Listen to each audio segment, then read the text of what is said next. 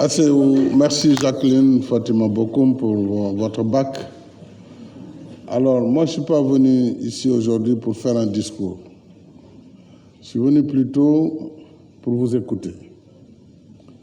Comme je viens de le faire religieusement à la suite de l'exposé du recteur Alim Baye, mais également la brillante introduction du ministre El Hadji Hamidou Kassé. Certes, par la volonté d'Allah, j'ai eu un engagement politique très jeune, alors que j'étais encore au lycée Gaston Berger de Kaolack, à l'époque Gaston Berger, aujourd'hui Valdiodio Ndiaye. Et puisque j'avais un oncle qui était un maoïste, il m'a très tôt endoctriné dans la lecture d'un certain nombre d'ouvrages, notamment Que faire de Lénine, déjà en classe de 3e. C'était presque un détournement de mineurs. Que faire? Et puis toute la littérature de l'époque d'un parti bien connu, AJ, MRDN, Mouvement révolutionnaire pour la démocratie nouvelle. La promesse du grand soir de la révolution nationale démocratique et populaire. Et donc c'est à cet âge-là que déjà je me suis engagé un peu dans la révolte contre ce qui fut le régime d'alors. Je salue nos amis socialistes, puisque le Parti socialiste incarnait le pouvoir depuis les indépendances. Et donc, tous ceux qui n'étaient pas d'accord, tous ceux qui considéraient que voilà, tous leurs mots venaient de la gestion, et ça je l'ai compris après, parce qu'on est au pouvoir, on est responsable de tous les mots, et je disais parfois, mais regardez ce qu'on n'a pas dit du Parti socialiste. En termes de gabegie, disait-on, de détournement, de ceci ou de cela. Quand on voit aujourd'hui les chiffres, on se rend compte que c'était un régime très sobre. Très sobre. Et je l'ai dit au président Abdou Diouf. Je lui ai dit, je vous ai combattu sans vous connaître. C'était notre rôle de jeunes étudiants à l'époque qui, donc, dans le cadre de cet engagement militant, luttions également pour nos indépendances. Quand je dis indépendance, il ne s'agit pas de la souveraineté, mais il s'agissait de la libération contre ce qu'on appelait le néocolonialisme, contre ce qu'on appelait le dictat du Fonds monétaire et de la Banque mondiale. Et je vois mon ami Youssou Diallo, qui nous ont partagé ces moments, et d'autres camarades à l'université de Dakar. Donc c'est ce fondement dans la lutte, au début, dans un parti de gauche qui réunissait à la fois des marxistes-léninistes, j'en étais pas, je n'ai jamais été marxiste-léniniste, mais ce parti avait la particularité de réunir en son sein des marxistes-léninistes et même des communistes, des intellectuels révolutionnaires, disons-on, je n'en étais pas un, et une troisième catégorie qu'on appelait les patriotes conséquents. Je me considérais comme tel, patriote conséquent. Et donc, qui a engagé le combat pour vraiment l'indépendance véritable de nos États face à l'ordre néocolonial. Et cette littérature de l'époque, elle était abondante et les étudiants de l'époque étaient vraiment engagés sur les causes africaines, sur les causes internationales. Je me rappelle du bombardement de Tripoli et de Benghazi. Si vous vous rappelez, immédiatement l'université de Dakar était en effervescence. Je me rappelle de Chabra et Chatila, après le massacre de Chabra et Chatila, automatiquement, les étudiants étaient en effervescence pour défendre ces causes, la cause des peuples opprimés. Donc c'est ça qui a été au fondement de mon engagement politique. Bien sûr, très tôt, j'ai quitté le mouvement de gauche, parce qu'en réalité, moi, je n'étais pas marxiste-léniniste. Et dans le landerneau politique sénégalais, je considérais que pour qu'il y ait une alternance, il fallait choisir un leader qui pouvait incarner cette alternance. Et ce leader, c'était Maître Abdoulaye Wade, qui était libéral, Libéral, en réalité, il ne l'était que parce qu'il y avait la limitation des 4 courants qui disaient qu'il y avait le courant socialiste qui était le Parti socialiste, c'est le président Senghor, le courant conservateur, on ne sait pas ce que c'est que d'ailleurs, le courant conservateur, mais enfin, le courant marxiste-léniniste, il y avait Majmoud Diop, donc il restait que le libéralisme. Abdoulaye Wade a emprunté, mais c'était un libéralisme travailliste, qui avait donc un fort taux social, mais qui développait le libéralisme politique et surtout économique. La notion de la liberté, de l'état de droit, mais surtout l'initiative économique qui doit être libérée pour permettre quand même la création de richesses et le partage, bien sûr, judicieux. Voilà ce qui, donc, m'a progressivement mis auprès de Maître Abdoulaye Wade. Je venais de terminer mes études d'ingénieur à l'Institut des sciences de la Terre et j'étais à la recherche vraiment d'un parrain politique et je suis allé à lui. Et personne ne m'a emmené chez lui. Je suis allé, je lui ai dit à partir de 1989 que nous pensons que les cadres doivent être engagés auprès des partis politiques. Et il avait fait un appel à l'époque, après un grand meeting à Niaritali, lancé un appel aux cadres sénégalais à venir avec lui, créer les conditions d'un changement, d'un SOPI, à l'époque on l'appelait, de SOPI. Et voilà comment l'aventure avec le PDS a débuté. Et naturellement, nous sommes restés ensemble 11 ans dans l'opposition. Lui, il a resté 26 ans. Moi, pendant ces 26 ans, je suis resté 11 ans avec lui dans l'opposition avant d'accéder au pouvoir en 2000. Et donc, en 2000, naturellement, étant responsable des cadres du parti, j'ai pu avoir l'avantage de servir à des positions importantes de conseiller spécial du président, de directeur général de la Société des pétroles du Sénégal, où j'étais cadre une décennie auparavant, mais également de ministre dans différents départements, notamment celui qui me tenait le plus à cœur, le département de l'énergie, des mines, de l'hydraulique, puis brièvement des infrastructures, avant d'être ministre de l'Intérieur et des collectivités territoriales, et même porte-parole du gouvernement, en tant que tel. Et puis après, c'était la primature. Primature qui m'a permis aussi de m'habituer aux politiques publiques. Et c'est là où nous avions lancé dans ma déclaration de politique générale vraiment les premiers aspects de la stratégie de croissance accélérée. Il fallait déjà marcher un peu avec une cadence plus forte.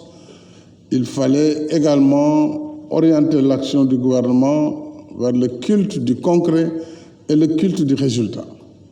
Alors, c'est là où on a lancé, sous l'autorité du président, bien sûr, le début de cette autoroute, par 7 km entre Malixi et Padoua. C'était véritablement la seule infrastructure qu'on a pu faire dans son premier septennat, bien sûr en dehors des aspects qui ont été réalisés dans le monde rural. Et donc c'est ainsi que finalement, après 2007, étant Premier ministre pendant 3 ans et quelques, j'ai conduit la liste aux législatives de 2007, une législative facile puisque l'opposition avait boycotté. On a raflé tous les départements. Donc, et puis, après ça, je suis allé à l'Assemblée nationale comme président de l'Assemblée. Je n'ai pas duré à l'Assemblée nationale, vous connaissez l'histoire. J'ai fait 17 mois difficiles, 17 mois de combat, puisque j'avais, en tant que président de l'Assemblée nationale, président de l'institution, porté à la connaissance du gouvernement la volonté des députés d'auditionner un certain nombre de responsables publics sur leur gestion. Et cela d'ailleurs après un appel, après un message du président lui-même à l'Assemblée, disant « Soyez une assemblée de rupture, convoquer les ministres, convoquer les fonctionnaires, eh bien, on avait convoqué aussi son fils, qui était directeur général ou président de l'ANOCI, je crois, président. Bon, et de là est partie une véritable levée de bouclier pour dire que c'était une volonté de porter atteinte au président de l'ANOCI et qu'il fallait donc payer pour cela. Je n'insisterai pas davantage sur cette séquence, mais qui m'a beaucoup apporté d'abord en termes de leçons de vie sur l'adversité, sur l'endurance, sur la résilience qu'il faut avoir pour faire face lorsque sa dignité est bafouée. Et le reste, c'était l'affaire de Dieu. Mais pour nous, et j'ai partagé ce moment avec certains parmi vous ici, et surtout beaucoup de jeunes à l'époque qui ont été vraiment des jeunes pousses qui étaient avec moi, les Thérèse Faye, les Abdoumbo à l'époque, qui étaient nos jeunes, et il y en a beaucoup d'autres, hein, je ne vais pas citer, oublier, les Boubacar Seguini et autres. Et voilà, ce combat a abouti donc à ma destitution par vote au niveau de l'Assemblée nationale. Et après cette destitution, naturellement, j'ai quitté et remis mes mandats de député, de maire, de Fatick, etc. Et puis j'ai dit, finalement, au fond, il faut que je prenne mon destin en main. Il faut que je lance un appel à tous ceux qui souhaitent, en tout cas, s'engager avec moi dans une politique de rupture et de défense de la République. C'est ainsi qu'est née l'Alliance pour la République. Donc, Alliance pour la République, qui est née d'une convergence de forces. Déjà, mon parti, c'est une coalition. Puisque dans ce parti, vous allez retrouver tout de suite, alors, non seulement des libéraux qui étaient avec moi au PDS et qui, naturellement, m'ont suivi, mais surtout des hommes de gauche, des hommes et femmes de gauche, dont certains trotskistes, mon ami Mahmoud Saleh, je ne sais même pas si c'est toujours trotskiste, mais en tout cas, voilà, c'était ça la richesse de notre alliance. Donc des trotskistes, des marxistes-léninistes, des libéraux, tout ça ont formé, et des gens qui n'avaient jamais fait de politique, mais qui étaient engagés dans ce combat pour la défense de la République. Ainsi naquit le 1er décembre 2008 l'Alliance pour la République, APR Yakar, avec l'ambition de conquérir le pouvoir suprême et avec un travail acharné. Et c'est là où j'ai décidé de sortir de Dakar et d'aller dans le Sénégal des profondeurs. Et c'est dans cette tournée, au bout de 3 ans, que j'ai découvert le Sénégal réel. J'étais Premier ministre, je ne me rendais pas compte du niveau de vétusté de l'infrastructure nationale, les routes, l'absence d'électricité, l'absence de routes. Puisque j'étais allé au fond des terroirs, j'ai vu donc l'urgence à apporter des réponses par rapport à ces besoins qui ne pouvaient pas attendre. C'est ainsi qu'on a commencé à théoriser le NOP, qui est le nouvel ordre des priorités. Il nous faut un nouvel ordre des priorités, il nous faut changer la manière même d'élaborer nos budgets et il fallait apporter des réponses prioritaires et urgentes sur ces questions de base. L'accès à l'eau potable pour nos populations, l'accès à l'électricité, les pistes de désenclavement pour désenclaver les territoires, la santé, mais surtout l'allègement des travaux des femmes en milieu rural. Et ça, c'était le dénominateur commun de quasiment toutes les localités rurales du Sénégal, mais aussi des localités périurbaines où on a toujours des problèmes d'assainissement, de cadre de vie, d'inondation, etc., etc. C'est ce constat qui a été à l'origine de la conception et de la mise en œuvre du programme Yoonu Yokkute, le véritable chemin du développement, qui a été le programme que j'ai proposé à nos compatriotes aux élections de 2012. C'est ce programme qui a été donc plébiscité avec l'aide d'une large coalition au second tour, la coalition Benno Bokk Yakaar.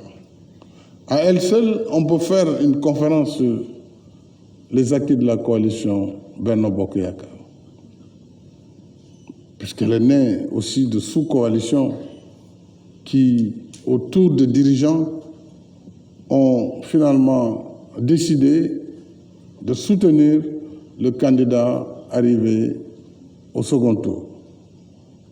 Et c'est l'occasion pour moi toujours de rendre un hommage aux dirigeants de cette coalition, dont le regretté Ousmane Tanor Dieng, que Dieu l'accueille en son paradis, le regretté Amath Dansokho, qui était notre hôte, qui nous accueille chez lui, et bien sûr les leaders qui sont là, comme Moustapha Niasse, et tous les leaders des autres partis de cette coalition Benno Bokk Yakaar.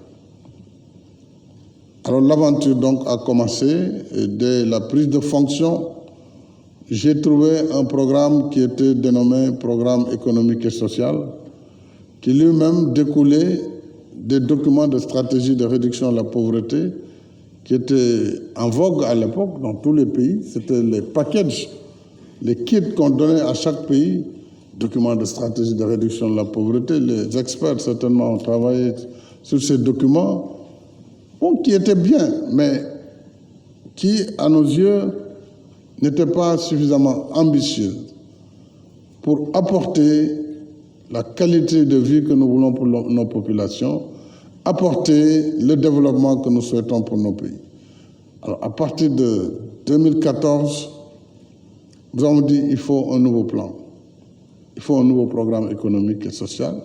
Ça n'a pas été facile, mais finalement, avec une détermination et une volonté forte, les partenaires nous ont accompagnés dans la mise en œuvre de ce qui est devenu le plan Sénégal émergent, le PSE, qui a visé un horizon de 20 ans, 2014-2035. 20 ans subdivisés en 2 plans décennaux et eux-mêmes subdivisés en 2 plans quinquennaux, chacun donc les plans d'action prioritaires 2014, 2018, 2019, 2023, qu'on vient de terminer, et le 3e PAP 2024, 2028 ou 29. Voilà, 28. Vous dites 24, 25, 26, 27, 28. Parfois, il faut utiliser la règle de la main. Et donc, le dernier PAP sera 2029-2035. Il aura un an de plus. Mais ce plan Sénégal émergent a été bâti à la lumière des enseignements que nous avons tirés sur le terrain, avec la nécessité absolue de répondre dans l'urgence aux besoins qui ne peuvent pas attendre. Parce que lorsque quelqu'un a faim et que le plat est servi, mais qu'il est très chaud, vous ne pouvez pas lui dire vous allez attendre que le plat refroidisse. Vous le laissez se débrouiller. Donc il fallait, dans l'urgence, apporter les réponses sur l'eau potable, l'électricité, les routes, le désenclavement, la téléphonie rurale, etc., etc. Et c'est pourquoi, quand vous voyez le lexique tel que vous l'avez dit, c'est toujours des programmes d'urgence. Programme d'urgence de développement communautaire, PUDC. Programme d'urgence de développement des axes et territoires frontaliers, le PUMA.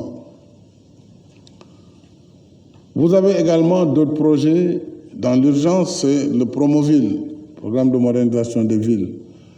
Des programmes d'accompagnement qui sont vraiment le socle de la protection sociale de notre politique. Les retraites ont été améliorées sensiblement et on a fixé un seuil pour la retraite minimale, sans compter la revalorisation des pensions. La couverture maladie universelle devenue couverture sanitaire universelle. Les politiques de gratuité pour prendre en charge les enfants de 0 à 5 ans, prendre en charge les plus de 60 ans, à travers le plan Sésame qui a été renforcé et modernisé, mais également prendre en charge la gratuité pour la dialyse et aujourd'hui pour la chimiothérapie pour les cancers féminins. Et bien sûr, il y a d'autres aspects qu'il faut développer dans ce cadre-là.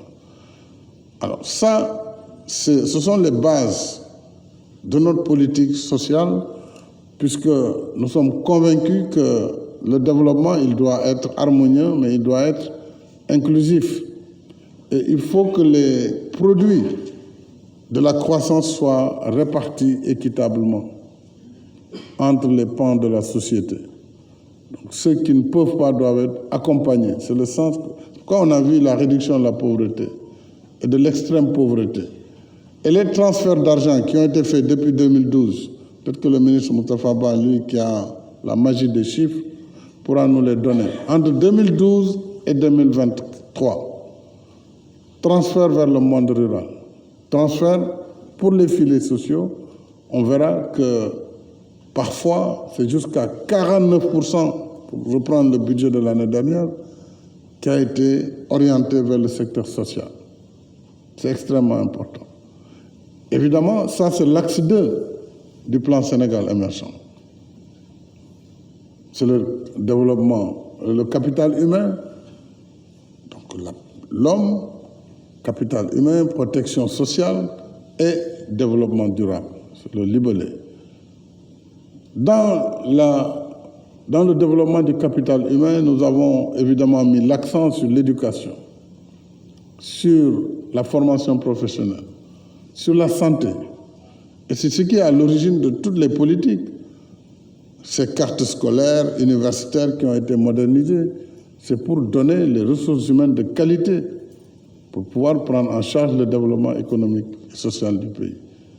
Le changement de paradigme dans l'éducation pour renforcer le volet formation professionnelle et donner des perspectives d'emploi à notre jeunesse et pouvoir capter finalement les dividendes démographiques. Donc ce axe 2, il est fondamental pour moi parce que j'ai une sensibilité sociale. Je suis très sensible au social. Et j'ai toujours dit au gouvernement, quelles que soient les coupes, ne touchez pas aux programmes sociaux, les bourses de sécurité, ne touchez pas à ces filets sociaux. Coupez, si vous voulez, le fonctionnement de l'État, coupez la présidence de la République, si vous voulez, mais ne touchez jamais à ces programmes qui sont nos marqueurs. Bien sûr, si nous voulons atteindre l'émergence, il fallait, dans l'axe premier du plan, vraiment agir sur la transformation structurelle. Et cette transformation structurelle, le film en a montré des aspects, c'était que le pays dont j'ai hérité, véritablement, était un pays vétuste, maguette. Un peu obsolète. Obsolète, ce n'est pas pour saboter, non, c'est l'obsolescence des réseaux électriques, l'obsolescence des routes. C'était pas des nids de poules, mais parfois c'est des logis d'éléphants. Hein, c'est pas possible. Il fallait donc vraiment beaucoup d'ambition pour transformer, agir sur le secteur de l'énergie, de l'électricité en particulier. Et en 10 ans, nous sommes passés de 500 MW à 1800 MW. Et donc, nous sommes passés finalement au cap du gigawatt, parce qu'on ne connaissait pas les gigawatts au Sénégal. C'est à partir de 1000 mégas qu'on parle du gigawatt. Et bientôt, on sera à 2 gigawatts, donc 2000 mégawatts. Et nous avons en même temps développé un mix énergétique qui permet de sortir progressivement de la dépendance des énergies fossiles. Et c'est ce mix qui nous a donné aujourd'hui 31% de notre productible qui est en énergie renouvelable, solaire, éolien, hydraulique. Donc nous sommes déjà dans l'ère du climat, dans l'ère de la transition climatique, et donc nous allons poursuivre, j'espère que le Sénégal va poursuivre cette voie, non seulement pour consolider l'autonomie et l'autosuffisance en énergie, et continuer à exporter, parce que nous exportons au moment où je vous parle, de l'électricité au Mali, de l'électricité en Guinée, pardon, pas en Guinée, mais en Gambie. Et nous injectons également dans le réseau ouest-africain d'échange énergétique, ce qu'on appelle le WAP, West African Power Pool. Donc cette question de l'électricité, nous l'avons réglée, définitivement. Alors, la transformation structurelle, c'était également les routes, les autoroutes, les ponts. Parce qu'en vérité, le Sénégal était isolé. On était à l'extrême ouest du continent, avec des discontinuités territoriales. La Gambie, on avait des problèmes de franchissement. La région sud, c'était un cauchemar pour aller à Ziguinchor, à Kolda ou à Sédhiou, à cause de l'absence de pont sur le fleuve Gambie. Au nord, discontinuité à travers le fleuve Sénégal. Aujourd'hui, ces discontinuités ont été résolues avec le pont de la Sénégambie et le pont de Rosso, aujourd'hui en construction entre la République islamique de Mauritanie et le Sénégal. Alors, je ne parle pas des ports intérieurs comme le pont Nelson Mandela de Foundiougne sur le Saloum, le pont de Marsassoum sur le Songurunguru et d'autres ponts qui sont nombreux à citer, Baïla, Kataklous, etc., etc. Alors, c'est d'importants efforts puisqu'au départ, c'était 70% pour le premier pape qui était alloué à ce taxe premier pour faire du rattrapage, les autoroutes. Je vous ai dit, il y avait d'abord 7 km, ensuite on est arrivé à 33, c'est ce que j'ai trouvé. L'autoroute était là-bas dans le parc actuel de Diamniadio. On passait de là-bas, on prenait à droite pour aller à l'ancien Diamniadio, et puis on reprenait notre route nationale, 2 voies étroites, crevassées, pour faire le travail. Alors, ce qui marque, bien sûr, c'est l'ambition. Parce que l'ambition, c'est de dire, pourquoi pas nous? Pourquoi les pays développés peuvent faire ça et nous ne pouvons pas le faire? Et ça, c'est dans la tête que ça se passe. Il nous faut faire ce que les autres font. Il nous faut construire le même type d'autoroute, il nous faut construire les mêmes infrastructures, les mêmes universités. Il nous faut former de la meilleure des façons nos élites sur place, en investissant bien sûr sur le capital humain. Nous avons décidé, avant de commencer l'exploitation du pétrole et du gaz, de former les meilleurs experts possibles dans cette discipline. Aujourd'hui, dans les mines, au point que toutes les compagnies internationales aujourd'hui dans les mines prennent des ingénieurs sénégalais parce qu'ils savent que ce sont les meilleurs dans ce domaine et en tout cas qui connaissent mieux la géologie. Et c'est pareil aujourd'hui pour le pétrole et le gaz, à travers l'Institut national du pétrole et du gaz. Donc c'est ça, en fait, qui est le fondement de notre action. Bien sûr, tout ne peut pas être fait en 2 mandats, ce n'est pas possible. Parce que les défis sont nombreux, la population, elle croît trop vite, et l'État ne peut pas suivre cette progression démographique. C'est pourquoi il y a encore des difficultés dans les universités, dans les lycées, dans les écoles, malgré le recrutement de dizaines de milliers d'enseignants. Nous sommes à plus de 100 000 enseignants au Sénégal aujourd'hui, 100 000, sur les 173 000 fonctionnaires de l'État. Mais ce n'est pas suffisant.